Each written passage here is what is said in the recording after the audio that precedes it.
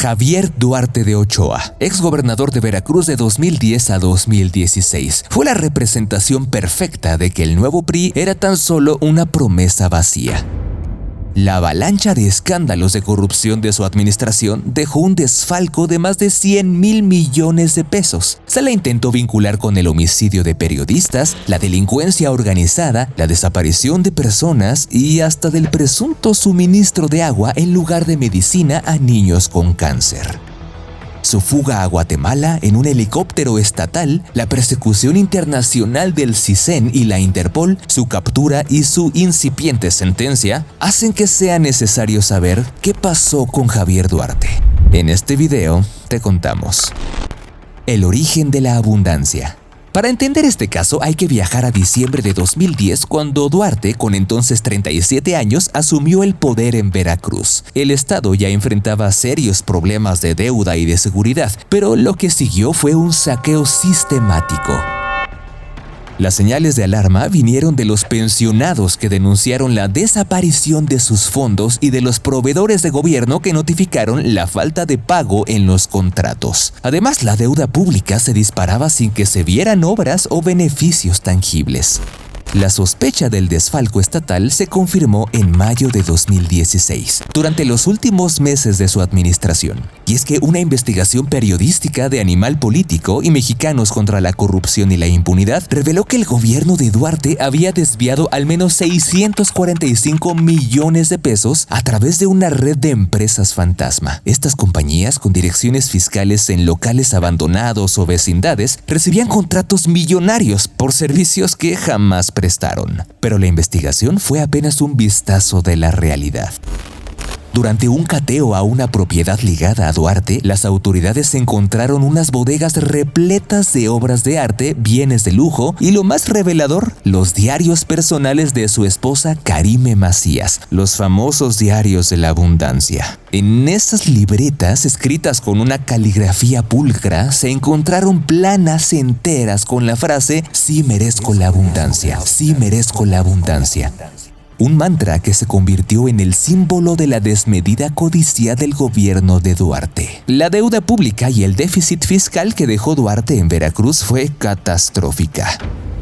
La Auditoría Superior de la Federación señaló irregularidades en más de 35,000 millones de pesos que desconoce en qué se gastaron y que presumiblemente podrían haber sido desviados. Hilario Barcelata, coordinador del Observatorio de las Finanzas Públicas de la Universidad Veracruzana, llegó a calcular la deuda de Duarte hasta en 170,000 millones de pesos. Y Rafael Vela Martínez, investigador de la Facultad de Economía de la misma universidad, explicó que si la cifra se dividiera entre todos los veracruzanos del 2016, cada uno hubiera pagado por lo menos 16,000 pesos. Tras el gobierno de Javier Duarte, de los casi 8 millones de veracruzanos, 4.6 padecían pobreza. 500,000 de personas sobrevivían con al menos 70 pesos diarios y los ingresos de 600,000 veracruzanos apenas rebasaban el salario mínimo. Los ingresos laborales cayeron 11.7%. El PIB se ubicó entre menos 0.2 y menos 0.3%. La industria y la infraestructura quedó en ruinas.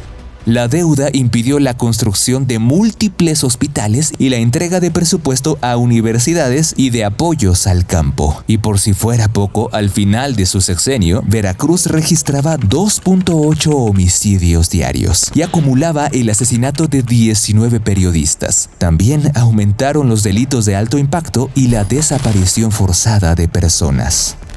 La fuga del gobernador.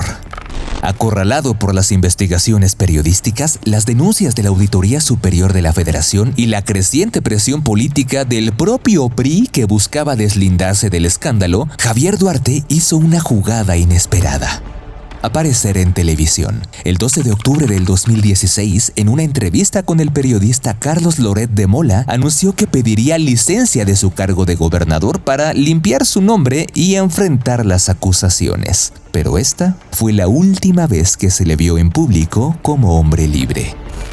Las autoridades federales, que ya habían iniciado una investigación formal en su contra, giraron una orden de aprehensión, pero ya era demasiado tarde. La joven promesa del PRI simplemente desapareció.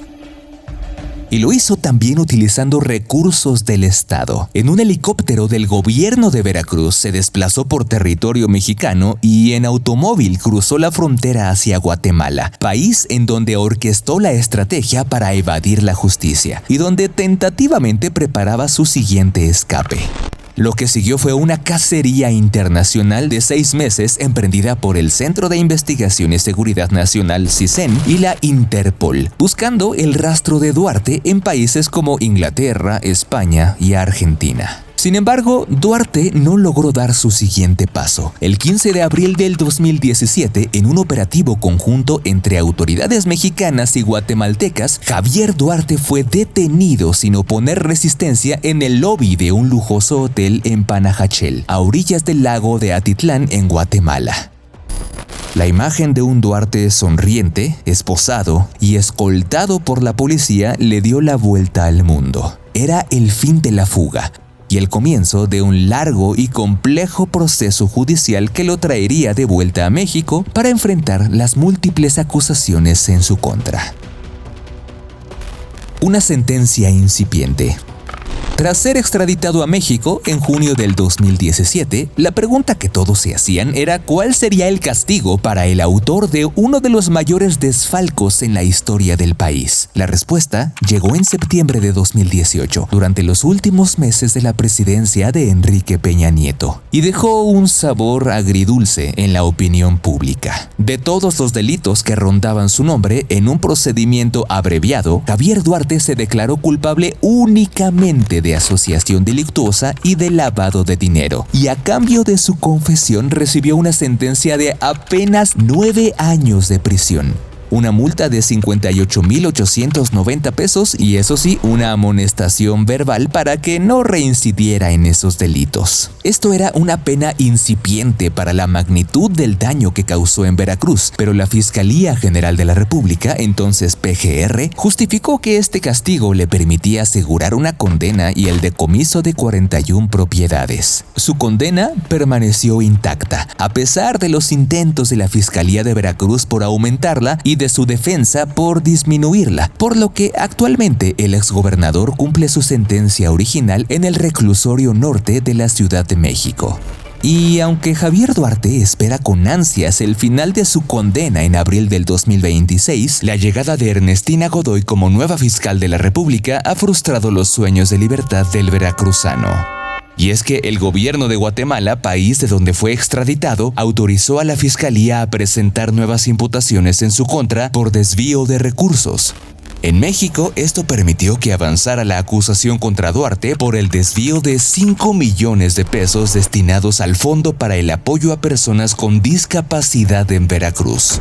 Ahora un juez federal lo vinculó a proceso, por lo que Duarte permanecerá preso, por lo menos durante los 6 meses que dura la investigación complementaria. Pero de comprobarse este delito, enfrentará una nueva condena de hasta 14 años de cárcel.